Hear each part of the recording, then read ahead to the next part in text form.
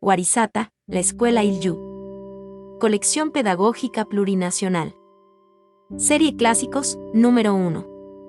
Segunda parte. Construcción. Capítulo 4. Realizaciones durante el año 1932. 1. Los primeros maestros. Aunque incidentalmente nos hemos referido a algunos aspectos posteriores, el balance que antecede corresponde en su mayor parte a las labores realizadas en los primeros meses de trabajo, es decir, en lo que va de agosto a diciembre de 1931. Etapa verdaderamente fecunda por la experiencia que obtuvimos y por el impacto que la escuela produjo en el espíritu de los indios. Al ingresar a 1932, se nos dio la nueva de que la escuela figuraba ya en el presupuesto de la nación, hecho que aseguraba su estabilidad futura. Después nos referiremos al suministro de fondos correspondiente. Nuestra primera preocupación fue la de reclutar maestros, y para ello, hube de hacerme el propósito de prescindir de los normalistas, pues, dígase lo que se quiera, no confiaba en sus aptitudes para la ruda vida del campo, educados como estaban en una escuela del todo diferente en espíritu y finalidades. Preferí, por eso, a jóvenes familiarizados con el ambiente rural y que demostraran disposición al esfuerzo y al sacrificio, puesto que su actividad principal no era la del aula, sino que estaba vinculada a las tareas de jardinería, cultivos, construcciones, elaboración de ladrillos, estuco, etc. Y además al desarrollo de una labor social fuera del recinto de la escuela, en el ambiente mismo de la comunidad. Los maestros elegidos fueron 3, Eufrasio Ibáñez, Anacleto Ceballos y Félix Zabaleta. Una referencia acerca de cada uno de ellos. El año 1928, encontrándome en el centro minero de Corocoro con asuntos relacionados con mis actividades agropecuarias, visité la escuela municipal de la localidad, de la que había sido director en 1921 a 1922. Así conocí al señor Ibáñez, que desempeñaba un preceptorado, habiéndome impresionado favorablemente su actuación. Años después volví a encontrarme con él en Achacachi, lo reconocí y le solicité sus servicios. Después de que lo llevé a Warisata, me enteré de que Ibáñez había ido a dar a Corocoro como funcionario de la policía local, en la época en que el presidente Saavedra reclutaba agentes para realizar funciones represivas en defensa del orden público, y a los cuales el humor popular siempre certero había designado con el nombre de ovejas de Achacachi, de triste celebridad.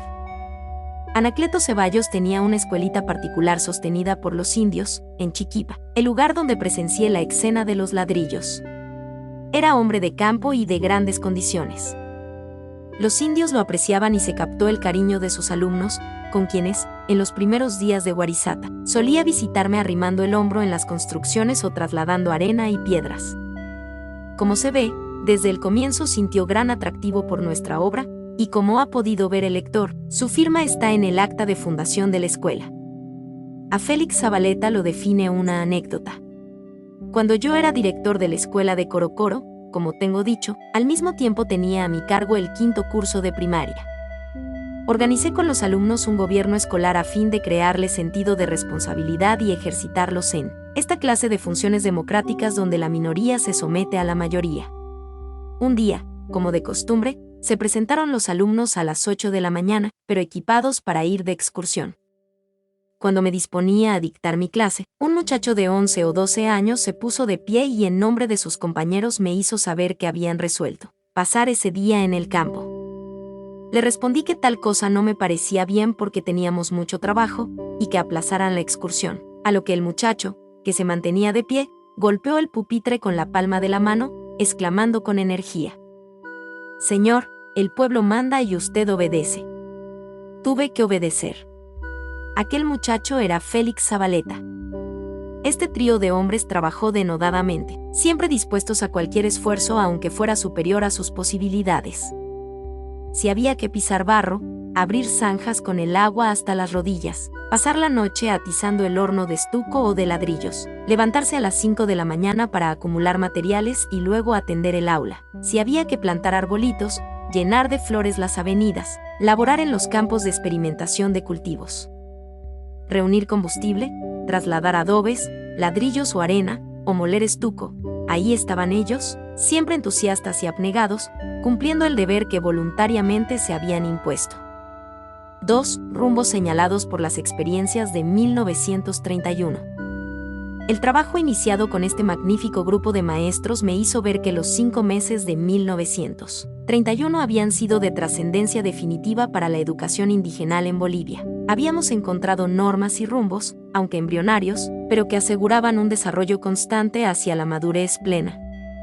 En efecto, 1931 fue una etapa de valiosas experiencias, y fue entonces que nos encontramos con los vestigios de las antiguas instituciones precolombinas, las cuales nos orientarían en la tarea. Nuestra misión consistía en profundizar la búsqueda y revitalizar estas formas del pasado, para que la escuela fuera algo así como el producto biológico y natural de aquella sociedad de indios. Así continuamos nuestro trabajo, siempre lleno de dificultades y de luchas contra los adversarios que veían en el crecimiento de la escuela un peligro para sus sórdidos intereses. Pero junto a momentos de gran amargura, los tuvimos también de singular satisfacción proporcionados por la acción solidaria de maestros, padres de familia y alumnos. Nuestras necesidades se hacían siempre mayores. Si bien el presupuesto fijaba una partida para el pago de sueldos a los 3 maestros, en cambio no había fondos para ningún otro gasto. Al extremo de que durante todo ese año apenas recibimos la suma de 500 bolivianos con los que no se podía hacer ni siquiera un transporte de materiales de La Paz. Eso no quiere decir que hubiéramos descuidado nuestros reclamos, todo lo contrario, solo que en la Dirección General de Educación Indigenal estaba un normalista, de lo más distinguido por cierto, pero que al parecer vivía ajeno en absoluto a nuestras cotidianas peripecias, resultando así que jamás nuestras reclamaciones tuvieron éxito. Debíamos, por lo tanto, redoblar nuestros esfuerzos para continuar la obra al mismo ritmo. Ahora necesitábamos materiales que no se podía producir en Guarizata, ya que lo eran de importación.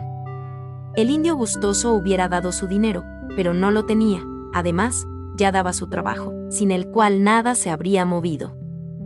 En consecuencia, tuvimos que seguir alimentando la obra con nuestros propios recursos, con los cuales adquirimos material de ferretería, herramientas de mecánica y carpintería, madera y todo cuanto exigía la escuela. La intervención del indio y su interés en el manejo de la cosa pública se hacían cada vez más ciertos y reveladores. Estaba surgiendo de lo profundo de los estratos sociales el hálito vital de los viejos tiempos, y eso, pausadamente, sin presión alguna, como la cosa más natural del mundo. Todo se incorporaba a la nueva tradición escolar, se convertía en costumbre y se hacía ley. El Consejo de Administración era el centro donde con máxima plenitud se manifestaba este estado de cosas. Era la resurrección de la Ulaca, y por eso, casi sin notarlo, empezó a llamársele Parlamento Amauta, nombre con el que lo designaremos en lo posterior. Con esta institución la escuela se convirtió en algo nuevo, ya no se trataba únicamente de la labor escolar, a pesar de la gran amplitud que había alcanzado, sino que pasaba a ser la escuela productiva, la escuela que jugaba un rol en la economía, creando riqueza, obteniéndola del ambiente circundante, aparentemente hosco y estéril, pero que al hombre de trabajo le compensa con variadísimos recursos. En este aspecto, eminentemente social, el Parlamento tenía el papel principal, como que era el dínamo que irradiaba energía a raudales.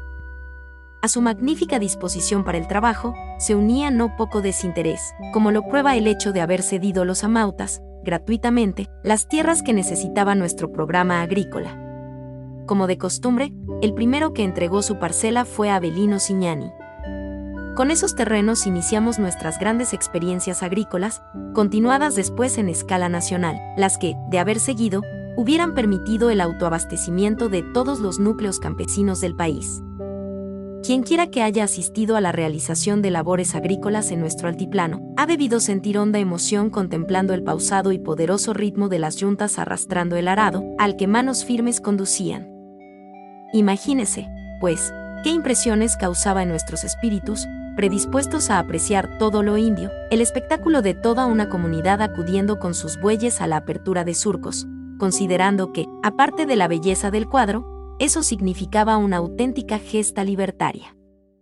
Los indios hacían algunos barbechos, reunían semillas, ponían abono y preparaban la siembra. Al comienzo únicamente en 3 parcelas, anticipo de la fecunda labor realizada más tarde. llegamos a la nueva y también para nosotros desconocida tarea de techar el edificio, en la cual pasamos muchas penalidades. No teníamos un técnico que nos orientara, y tuvimos que contentarnos con lo que el albañil Velasco sabía, que no era mucho que digamos. Pero como al fin y al cabo se da en el clavo, logramos superar los inconvenientes, y esto se refiere especialmente a Anacleto Ceballos, quien resultó un especialista en clavar la listonería sobre los tijerales. Algún tiempo después toda la teja estaba colocada, y el aspecto de la escuela resultó tal como querían los indios, que en aymara decían, Cajañap Monaptua, o sea, queremos que despida destellos. Otros habían deseado que su techo rojo alumbre la pampa y a las montañas, y por cierto que también ellos quedaron contentos. 3. La administración de justicia. Una cuestión trascendental en el campo fue la de la administración de justicia. Esta se hallaba encomendada en Achacachi a autoridades políticas y municipales para asuntos administrativos, y a jueces de primera y segunda instancia para asuntos contenciosos o criminales. El indio llevaba sus quejas a tales señores, los que daban su fallo o sentencia siempre a favor de la parte que les había llevado el obsequio más valioso. De donde resultaba que muchas veces los presentes realizados eran más costosos que el objeto mismo del reclamo. Cuando el litigio por su importancia caía en manos de los jueces, el indio tenía que recurrir al tinterillo, rábula o picapleitos, para que lo defendiera. A estos leguleyos, casi analfabetos, no les interesaba, desde luego, hacer defensa de ninguna clase. Su defendido no era sino una presa para saciar en ella su rapacidad. Confabulados dos defensores de partes contrarias, solían obtener los más pingüis resultados alargando el pleito hasta el infinito. Más de un letrado de esta especie resultó dueño de hacienda a costa de sus ingenuas víctimas. Conocí un tinterillo que cuando era requerido para una defensa, sacaba 3 libros de diferente tamaño. El de mayor volumen era un diccionario, preguntando a su futura víctima con cuál de ellos quería que se lo defendiera. Con el libro más grande, la defensa costaba 400 pesos, y en tal caso había seguridad de ganar el pleito. Con el libro mediano la tarifa era de 200 pesos, pero ya no había tanta seguridad en el triunfo, y con el libro chico, la defensa costaba 100 pesos. Y por supuesto con probabilidades mínimas. El pobre indio se inclinaba a ojo cerrado por el libro grande y trato hecho. En el acto pagaba la mitad de la tarifa, convirtiéndose automáticamente en esclavo del tinterillo, en cuya casa tenía que permanecer por obligación, ocupado en humildes menesteres. Para la presentación de cada escrito tenía que pagar el costo del papel, timbres, propina al que firmaba a ruego, etc. Cuando el indio había cubierto los 400 pesos y ya no había posibilidad de exprimirlo más, el tinterillo abandonaba el caso. La víctima buscaba otro defensor con el que corría igual o peor suerte, puesto que tenía que comprometer sus recursos en condiciones cada vez más difíciles. Después de esto, eran las autoridades del juzgado las que tenían el turno de chuparle la sangre. Todo esto lo relató con mucho humor el escritor Raúl Botelho González, que fue maestro de Guarizata, en su novela Altiplano. En la fauna de explotadores estaban comprendidos los tinterillos, jueces, secretarios, auxiliares, diligencieros, subprefectos, intendentes, corregidores, parroquiales y hasta gendarmes, cuya imaginación les hacía concebir toda suerte de trapacerías con apariencias de legalidad. Eran hábiles hasta lo increíble para organizar expedientes falsos con los que llegaban hasta la etapa de la sentencia sin perder detalle alguno que pudiera causar vicio de nulidad. En Achacachi todos eran tinterillos, ocupación que alternaban con el desempeño de cargos administrativos, municipales o judiciales. Entre todos ellos montaban una organización bien cohesionada para no soltar al incauto que caía en sus redes. Desde las escuelas, los niños se ejercitaban para dedicarse más tarde a este oficio tan lucrativo como fácil. Era, indudablemente, el medio más seguro de hacer fortuna. Otro sistema de explotación y despojo era hacer préstamos en especie a los indios, cuando estos, en razón de una mala cosecha u otra cosa por el estilo, necesitaban 2 o 3 cargas de cebada, chuño o quinoa, que costaban entre BS 2,50 a BS 6 guión. El indio hipotecaba su sayaña y su misma persona. El respectivo documento no hacía referencia a las especies sino a una suma de dinero por la cual el deudor se comprometía a pagar el préstamo en el término de un año, indicándose el interés simple mensual y el interés compuesto en caso de incumplimiento. Se firmaba el papel, y a ruego del indio lo hacía algún allegado al usurero. Como se ve, se procedía con todas las de la ley, papel sellado, timbres, testigos, etc. Desde ese momento, Sayaña, casa y familia del campesino pasaban a poder del acreedor. El indio pasaba de su condición de propietario a la de colono por 2 cargas de cebada. Lo que en realidad había firmado era un documento de transferencia. Trabajaba para su nuevo amo, quien, en retribución, le daba 2 parcelas para su sustento. Cumplido el término, lo adormecía con halagos dejando pasar 2, 10 o 20 años, hasta que consideraba oportuno iniciarle el respectivo juicio ejecutivo por cobro de pesos.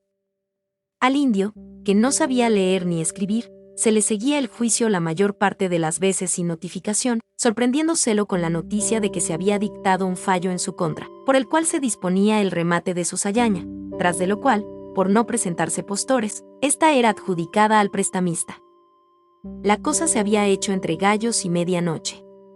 El juicio tenía todas las apariencias de la legalidad. Cuando la víctima se daba cuenta de su situación y quería oponer resistencia, se decretaba el lanzamiento, echándoselo al camino junto con sus familiares, sus animales y efectos personales, y para que todo fuera perfecto. Hasta la casa heredada de sus mayores era derribada desde los cimientos. De esta manera se formó y creció la hacienda mediana en Guarizata. Tal era el origen de los títulos de propiedad exhibidos por esa estirpe de propietarios. Yo conocí muchos de estos documentos y juicios. Para el indio no había justicia. El incidente más pequeño era pretexto para explotarlo miserablemente. Entre otros casos, recuerdo uno que presencié en la plaza de Achacachi. Es testimonio asaz curioso de la inconmensurable rapacidad de aquella fauna provinciana. Un indiecito se hallaba manejando un billete de BS 5. Eran tiempos en que la moneda valía. Su mala fortuna hizo que lo viera el señor X, quien lo denunció inmediatamente ante el intendente, que era su propio hijo, por sospechoso, pidiendo que el billete fuera depositado ante la autoridad hasta que el indiecito probara ser su legítimo propietario. Se procedió, naturalmente, como lo pedía X. En estas condiciones, era imposible que el indio saliera de su vida de miseria. Cuando llegué a Guarizata encontré todavía en plena vigencia el pongueaje oficial, servicio personal gratuito, prestado al subprefecto, al cura y al corregidor, mediante un turno rigurosamente establecido entre los indios, quienes debían servir conjuntamente con sus mujeres en la casa de las citadas autoridades y haciendo la provisión gratuita del combustible necesario durante su turno. Nuestro primer acto en las reuniones vespertinas fue disponer la supresión de tales prestaciones, lo cual ocasionó las primeras denuncias contra el director, por usurpar funciones que no le competían. Esta actitud fue decisiva para ganar el apoyo indio a nuestra causa. Querellas familiares, de poca importancia la mayor parte de las veces, eran llevadas hasta entonces a las autoridades de Achacachi, con grave pérdida de tiempo y dinero, y además nunca se daba la razón a quien la tenía. Al aparecer la escuela, los indios comenzaron a acudir ante el director llevando sus quejas. Por supuesto, lo hacían en la forma tradicional, es decir, con el respectivo regalo. El director admitía lo primero, rechazaba lo segundo y procedía a solucionar la cuestión. Las partes aceptaban y acataban el fallo con gratitud. Dejaron de acudir a Achacachi y fue la escuela la que tomó a su cargo esta función social que se agregaba a las muchas que ya tenía. Con tal proceder, los indios ganaban tiempo y no perdían dinero, y tampoco corrían el riesgo de pagar multas por desacato y quedar presos hasta satisfacerlas. En la escuela tuvimos que crear una comisión especial, llamada de justicia, para atender estos asuntos. Sus labores fueron siempre desempeñadas con delicado tacto, afirmando también en ese aspecto otra de las ricas facetas de la personalidad del indio. Integraban la comisión los individuos más venerables de la comunidad o los que habían prestado servicios importantes. Su primer presidente fue Avelino Ciñani, en reconocimiento a su absoluta rectitud. 4. La capilla y las festividades religiosas. Otra fuente no solo de explotación sino también de depravación, era la capilla. Por fortuna, sin presión de ninguna naturaleza, como ya tenemos dicho, Guarizata resolvió el asunto religioso con la mayor facilidad, y nunca tuvo que lamentar incidente alguno durante el desarrollo de sus actividades, por lo menos mientras estuvimos nosotros.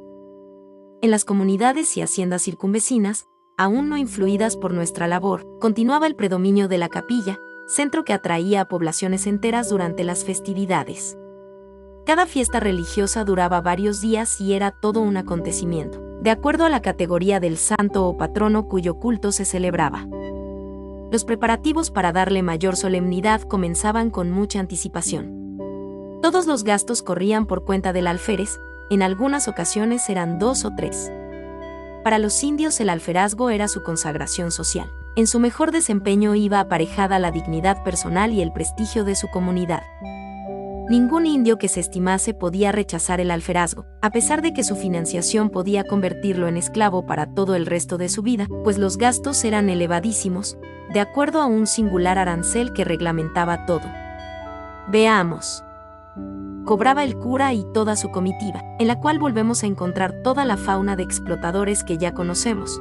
Aparte de la misa, se cobraba una suma adicional según su categoría y por cada una de las ceremonias secundarias que le daban mayor relieve o solemnidad, sermón, vísperas, procesión y todo cuanto pueda concebirse.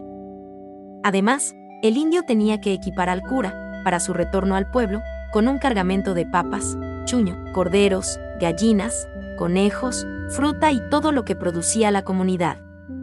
Al cura le convenía, pues, estimular por todos los medios el celo religioso de la indiada. Hay que decir que no carecía de vistosidad su llegada a la fiesta. Jinete en una bien enjaezada mula, era recibido en triunfo, con arcos multicolores y profusión de misturas y serpentinas, dignándose a veces echar una que otra bendición a los festejantes. Otra veta que aseguraba nutridos recursos al representante de la iglesia eran los responsos, bautizos, casamientos y otras ceremonias por el estilo. Como se ve, el cura tenía todo su tiempo ocupado en tales celebraciones, y no lo hacía con menos habilidad que los tinterillos. En efecto, valga para el caso, lo que hacía el cura en Calamarca, una típica población del altiplano. Según la tarifa que cobraba por el responso, el alma del difunto era despachada al cielo, al purgatorio o al infierno. Este nuevo Caronte era inflexible y los deudos solían hacer cualquier sacrificio para asegurar al finado pasaporte al paraíso, lo que es, enviar al pariente al purgatorio ya era algo como para pensarlo 2 veces, y lógicamente, el cura de Calamarca no debe haber enviado a nadie al infierno. Ningún indio hubiera incurrido en tacañería tan malvada. Prosigamos con el alferazgo. El segundo capítulo de gastos, elevadísimo, estaba destinado a la contratación de tropas de músicos y de bailarines que solían llegar de grandes distancias. Había que pagarles el transporte, la permanencia y los derechos respectivos. Además, había que comprar fuegos artificiales, bebidas y alimentos en abundantísima cantidad, para que todos quedaran satisfechos, y luego había que adquirir ropa nuevecita. El día de la fiesta la estancia o comunidad se llenaba con la alegría y la excitación general. Por todos los caminillos desfilaban grupos de indios con su vistoso atuendo y al son de sus instrumentos musicales de toda clase. Los cusillos, disfraz de mono, los diablos y los huacatocoris, que parodiaban las corridas de toros, hacían las delicias de la concurrencia, en especial de los niños.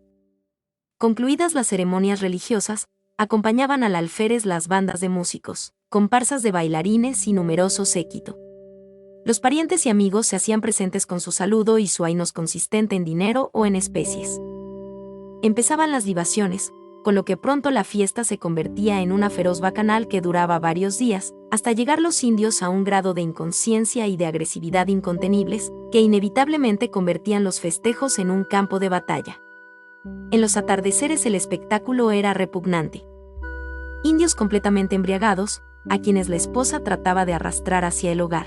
Parejas de matrimonios tiradas en los caminos o en la pampa, siempre la mujer cargada de su criatura. Más allá indios trabados en pelea y las mujeres tratando de interponerse en defensa del marido, motivo para nuevas infinitas riñas, llegaba la oscuridad. Las parejas rezagadas dormían su embriaguez a la intemperie. Y todo, ante la presencia de los niños, testigos de estas escenas de degradación.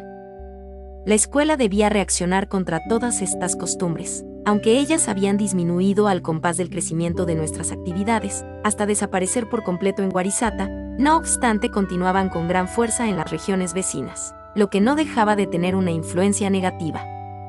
Finalmente, nuestra gente quedó totalmente sustraída a estos espectáculos, ya que habíamos realizado en la escuela toda una serie de actividades sociales y recreativas que despertaron grandísimo interés: encuentros de fútbol y básquetbol, teatro al aire libre con exhibición de danzas, juguetes cómicos, coros y muchísimas otras distracciones.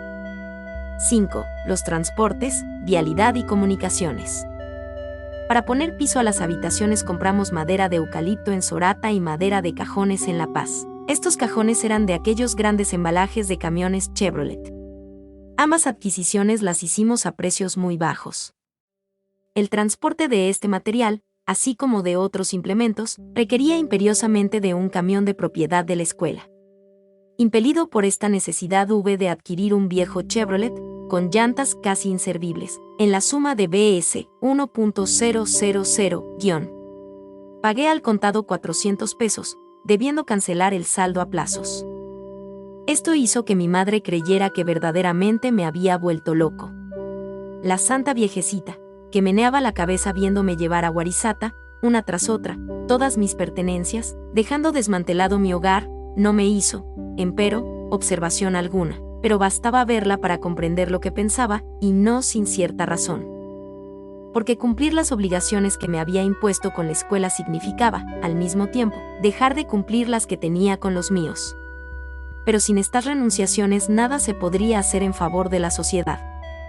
Pues bien, junto con el vehículo en cuestión, conseguí los desinteresados servicios del chofer Cardoso, y digo desinteresados porque, rara avis, no percibía sueldo, el cual era además hábil mecánico, virtud indispensable ya que el carricoche se descomponía con molesta frecuencia en el camino, resultándonos su sostenimiento antieconómico. Después de haber hecho 2 o 3 viajes, tuve que devolverlo perdiendo la suma adelantada, más 2 llantas traseras por valor de BS 150, que me resultaron inútiles. Resolví comprar un camión nuevo para solucionar el problema definitivamente, lo cual hice a fines del siguiente año. En tal oportunidad compré un Ford en $1,000, en esa época, equivalente a BS 4.200. Ni qué decir que al Estado ese camión no le costó ni un céntimo, ni tampoco su mantenimiento ni el sueldo de su conductor. De acuerdo a la doctrina barizateña, el vehículo debía autoabastecerse atendiendo a todos sus gastos. Jamás debía hacer un viaje a La Paz, Sorata u otras regiones sin asegurar la carga tanto para la ida como para el retorno. En aquella llevaba carga de propiedad particular y pasajeros, y con la renta producida sufragaba sus gastos. A la vuelta traía todo lo que necesitábamos en la escuela, especialmente materiales de construcción. Además, debo decir que se nos despertó el espíritu de rapiña, pues empezamos a recoger cuanto material encontrábamos a la vera del camino: rieles, tubos de fierro, planchas y otras cosas, generalmente abandonadas por reparticiones estatales, entre estas la prefectura. En una ocasión llegó de visita a Guarizata un ingeniero prefectural, encontrando en el patio 6 hermosos rieles, de los cuales se aficionó hasta pedirme que se los transfiriera, porque los necesitaba, me dijo, precisamente de esa calidad y dimensión para el puente que tenía proyectado construir en el río Quitacalzón. No pude acceder a su solicitud porque, como puede suponerse, esos rieles pertenecían en realidad a la prefectura. Los habíamos tomado por medios que quizás sean reprobables, pero que prueban nuestra determinación de llevar la obra adelante, pese a cualquier obstáculo. Con tal adquisición instalamos nuestro servicio telefónico colocando los rieles como postes, y ahí siguen plantados. La plancha de hierro que sigue en uso en la cocina de Guarizata tiene un origen parecido, aunque transportarla nos costó no pocos sudores. Similares peripecias pasamos a poca distancia de El Alto de La Paz, cuando cargamos a fuerza de brazos un rodillo de hierro y uno de piedra que se hallaban tirados por ahí. Me parece que estos últimos han desaparecido de la escuela, y no creo que sea porque hayan aparecido sus legítimos propietarios. El golpe maestro que proyectábamos se refería a un tractor de pequeñas dimensiones, que pertenecía también a nuestra involuntaria proveedora, la prefectura. Durante mucho tiempo estuvo abandonado en el camino. Cuando una noche fuimos por él, ya no lo encontramos. El camión partía a Sorata a las 6 de la tarde, todos los días. Llevaba como carga algunos metros cúbicos de arena que entregábamos en una construcción del señor Catelani, a cambio de 40 litros de gasolina. A la medianoche volvía cargado con vigas, anunciando su llegada con toques de bocina. Hiciera buen o mal tiempo, alumnos y profesores se levantaban para descargarlo, y muchas veces en plena lluvia y en medio de intensísimo frío. ¡Qué tiempos! No había duda de que estábamos formando un nuevo tipo de hombre, no con enseñanzas teóricas ni con retoricismos, sino con el propio ejemplo. El camión no cesaba de trabajar.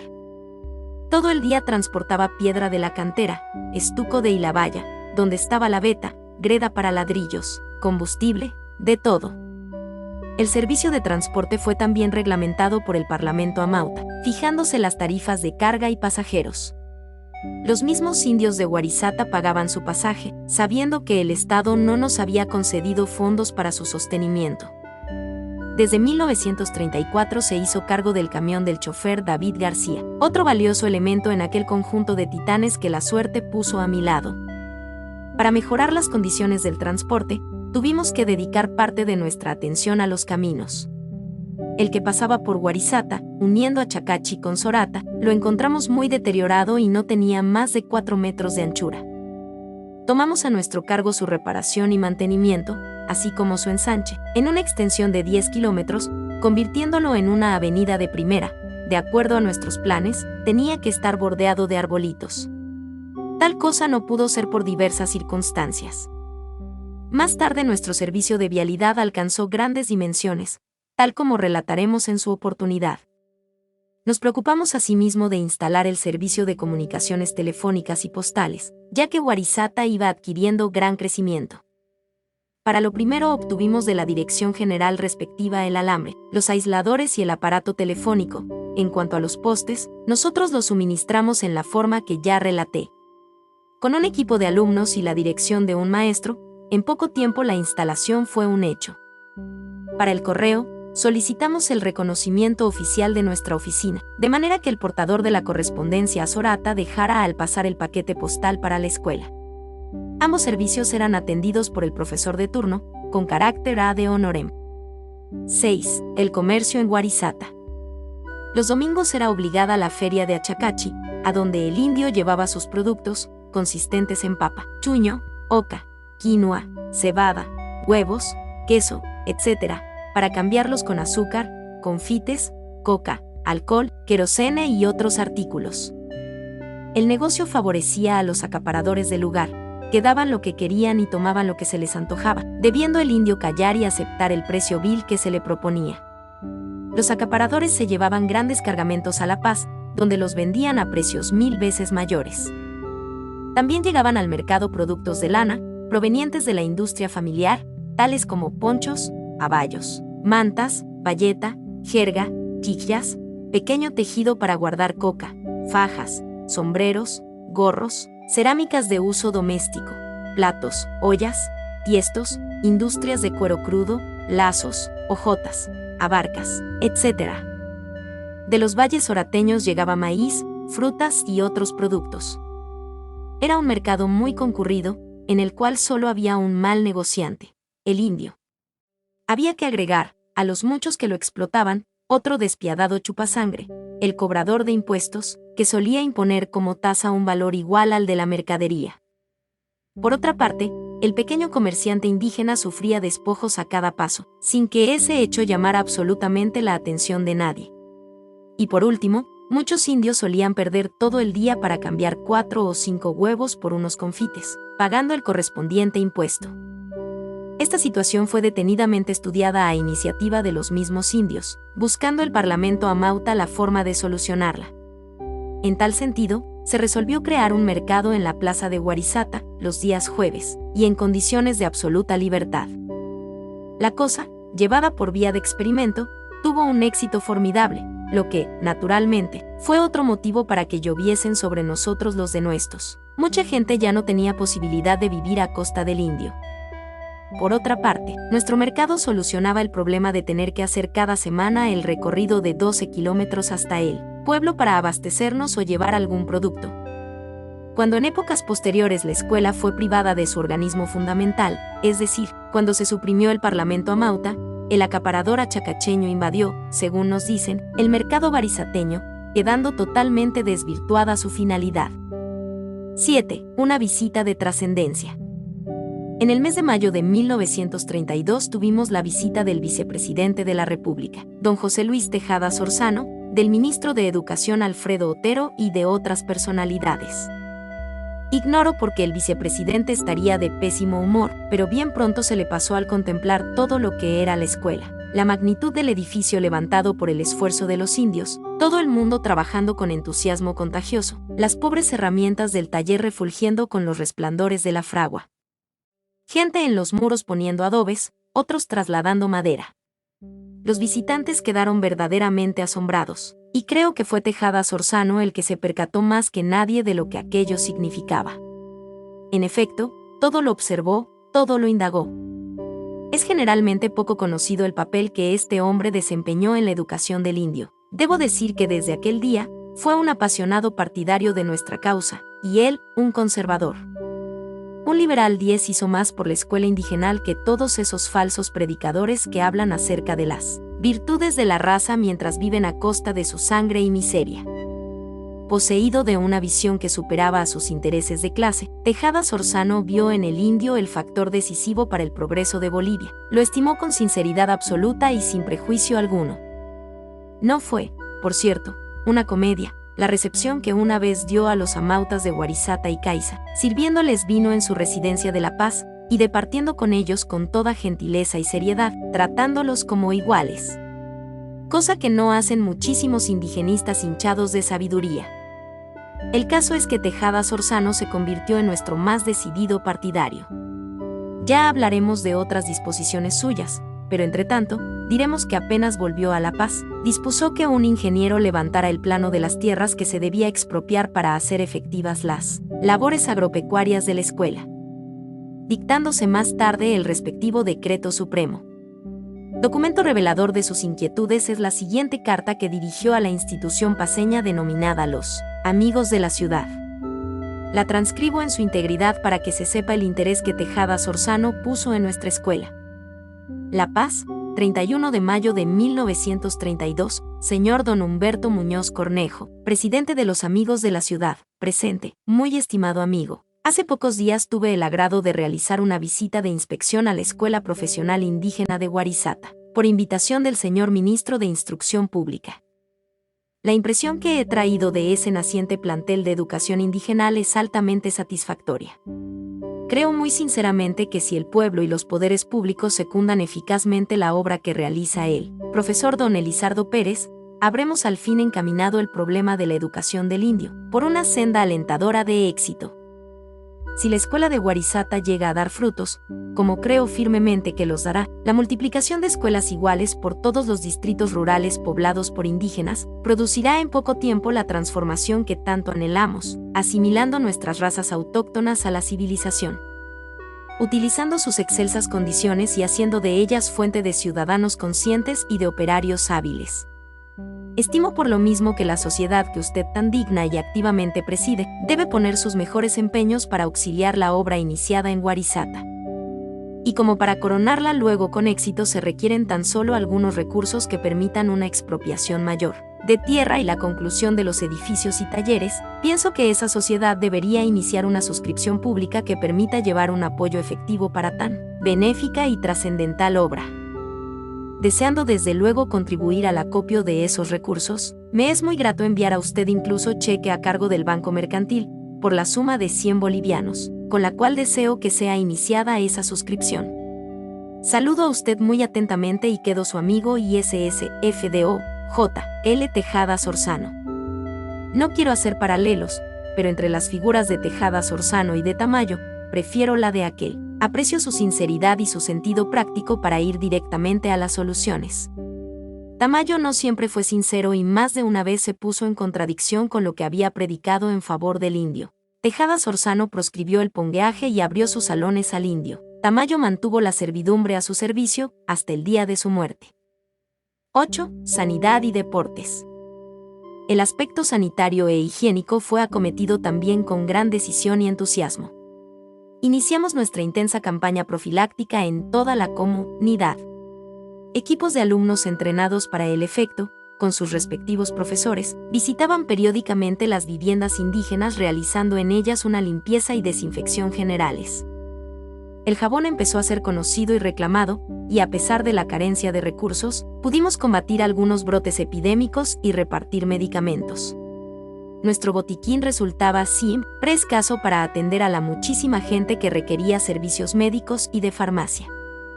El director y los profesores, a cualquier hora del día o de la noche, estaban siempre dispuestos a acudir a los llamados que se les hiciera. Aparte del aseo diario, los sábados se iba al riachuelo en bulliciosa turba, alumnos y profesores. Construimos una represa bastante espaciosa para la práctica de la natación.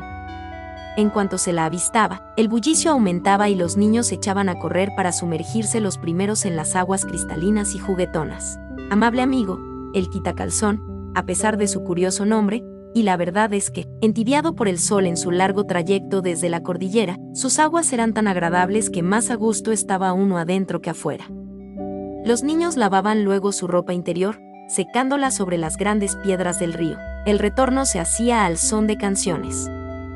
Antes de la escuela, estas prácticas eran del todo desconocidas. El indio ignoraba las delicias del baño.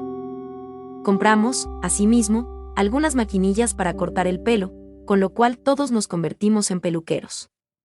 Las primeras jornadas fueron bastante dificultosas, no acostumbradas nuestras manos a tales operaciones. Creo recordar que puse tanto empeño en recortar al mayor número, que me brotaron ampollas en las manos. El total de cabecitas murus, cortadas al ras, era casi de 500. Los deportes, la educación física y la música completaron el conjunto de actividades de esta naturaleza. 9. La Dirección General de Educación Indigenal.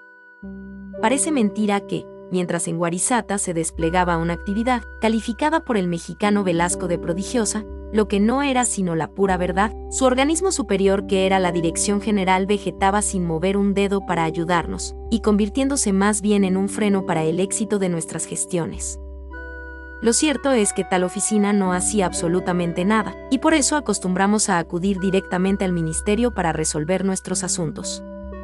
Cabe decir que, en este aspecto, las escuelas campesinas jamás tuvieron autonomía, como se dijo posteriormente, eran una dependencia del Ministerio de Educación, y cuando yo pasé al cargo de director general, esa dependencia se hizo más estrecha, si bien más fructífera. No hubo jamás esa decantada autonomía que sirvió más tarde para acusarnos de todas las fechorías posibles. Pues bien, la Dirección General, estación burocrática de espíritu contemplativo y nada afecta a moverse, así se cayera el cielo, hallaba modo de hacernos sentir su autoridad, si no en lo técnico, sino en investigaciones sociales que nos hubieran servido mucho, si no con estadísticas, sino, en fin, buscando el apoyo de la colectividad, al menos. Ignorándonos por completo cuando se trataba de elaborar el presupuesto de educación indigenal. Para aquella oficina, Guarizata no existía y no había por qué dilapidar fondos en una obra inexistente. Como era lógico, no podíamos contentarnos con procedimientos tan poco salomónicos, y teníamos que redoblar nuestros reclamos a fin de que el Estado cumpliese sus obligaciones para con la educación del indio. Que dé penalidades sin cuento. Cuántos desvelos y peripecias. Y por otra parte, cuántas agresiones del gamonalismo, cuántos incidentes y entredichos contra la escuela y los campesinos. Y para defender todo esto, teníamos que centuplicarnos sacando fuerzas de flaqueza y recursos de la nada. En tanto, la Dirección General dormía el sueño de los justos. Sea admitida mi protesta porque ahora veo cuánto más pudo avanzar nuestra obra, o cuánto más pudo ser defendida, si hubiéramos contado con una personalidad capaz de conducirnos en aquella difícil época. Feneció el año 1932. La obra realizada se puede apreciar por los siguientes párrafos del libro de Adolfo Velasco. Para dar una idea, dice Velasco, de la gran obra llevada a cabo por este maestro, se refiere a Elizardo Pérez y su grupo de acompañantes. He aquí la descripción del edificio. Se compone de un patio central de 750 metros cuadrados, con arbolillos y jardín. El frente y los dos costados son de 2 pisos y con 5 dormitorios amplios y ventilados, con capacidad para 150 camas, 5 salones de clases, 5 cuartos para oficinas y almacenes, 6 salones para talleres y una dirección. Cierran el patio central por el este, el comedor, la cocina y un cuarto de aseo. Ambos pisos tienen corredores interiores de arquería. Además de este edificio se construyó una barda que circunda el plantel y que mide no menos de 700 metros de longitud por 2 de altura. Todo ese inmenso trabajo que solo viéndolo se puede estimar, se hizo en el término de un año. Hermosa lección para el magisterio rural, ejemplo digno de imitarse, pues por él se ve que cuando hay una voluntad de hierro y un dinamismo a toda prueba, poca falta hace el presupuesto oficial para hacer grandes edificaciones. Aunque se refieren a la labor realizada después, aprovechemos la oportunidad para completar la descripción de Velasco con estos párrafos. Más tarde el mismo profesor Pérez construyó bonitos jardines en los patios exteriores y plantó muchos arbolillos, propios de la región, pero no conforme con todo lo hecho, construyó 2 casitas para maestros. Claro está que algunos detalles han faltado, como son excusados, baños, etc. Pero dentro del plan de construcción todo estaba previsto, y a la fecha están terminados los excusados, mingitorios, lavabos y los baños de ducha. Cuando el primer edificio a que nos hemos referido quedó concluido y pudo ya alojar a 150 alumnos internos, el profesor Pérez pensó en la necesidad de alojar mayor número de alumnos indígenas, y desde luego, dado su temperamento dinámico, entusiasta y de acción, inició incontinenti la construcción de los pabellones México, Colombia y Perú. Estos 2 últimos fueron levantados por Raúl Pérez, mi hermano, E.P., el primero con toda la magnificencia que su imaginación pudo concebir.